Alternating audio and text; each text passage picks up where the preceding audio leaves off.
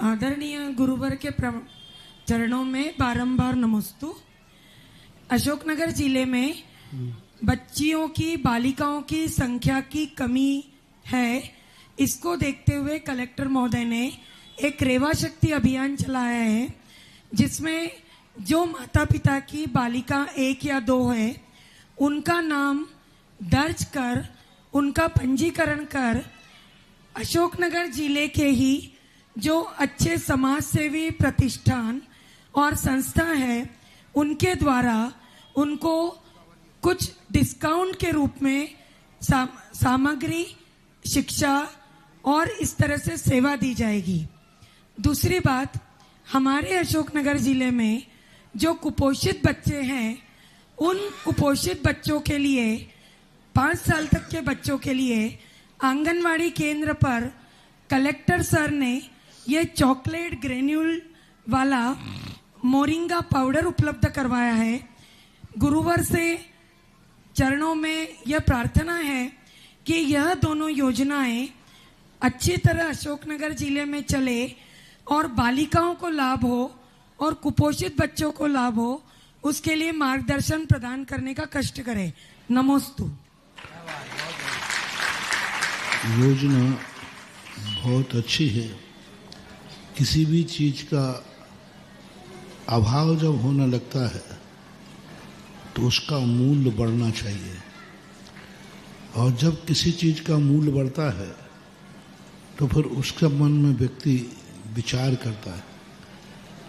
कन्याओं को जो लोगों ने एक अपनी जिंदगी का, अपने परिवार का एक अभिशाप जैसा मान लिया है, एक उनकी अटेंडेंस ही बन गई है, क्योंकि आज सबसे ज़्यादा ये कारण बना परिवार नियोजन का। परिवार नियोजन के कारण से, क्योंकि 1 या 2 की संख्या से ज़्यादा के लिए कानून से कई परेशानियां परिवार को पड़ती हैं। अब 2 बच्चियां हो गई तो उसका तो हो गया कि ज़्यादा पैदा कर नहीं सकते, कानून की नौकरी आदि का दिक्कत है, और हर व्यक्ति को बच्चे का भाव होता है क्योंकि उससे कुल परंपरा चलती है। पहले ये नियम लिया जाता था कि 2-5 बच्चियां हो गई तो भी वो कहता कोई बात नहीं। सरकार को एक नियम बनाना चाहिए, कन्याओं की संख्या होने पर कितनी भी कन्याओं को जन्म दे दे, उस पर संतान सीमित होने की पाबंदी हटा देना चाहिए,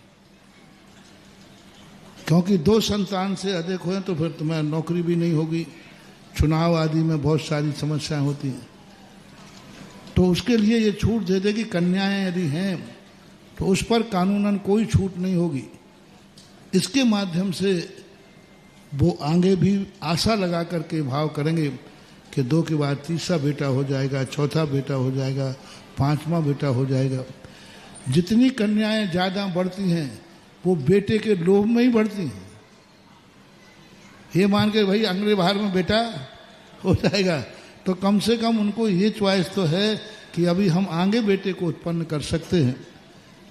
लेकिन ये जो पाबंदी लगाई गई है, चाहे बेटा हो चाहे बिटिया हो, 2 के बाद सरकार की तरफ से कई पाबंदियां हैं, तो सरकार को इस पर विचार करना चाहिए।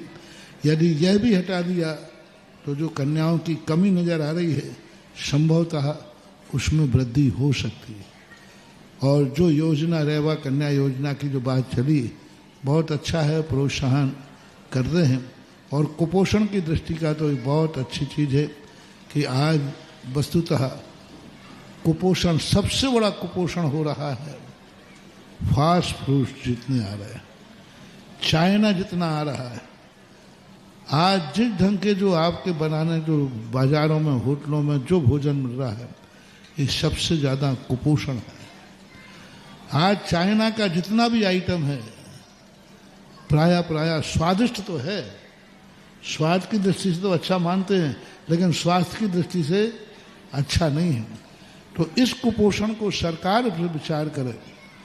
सरकार, मेरा तो कहना है, हमारी भारत माँ है। हमारे भारत में आज तक कोई भूखा नहीं सोता है। हमारे यहाँ एक दूसरे का सहयोग करते हैं। जो तुम्हें दुनिया में से आयात करना है करो, बस मेरा तो कहना है खाने की वस्तु विदेश से मत बुलाओ, खाने और पीने की वस्तु अपनी देसी होना चाहिए।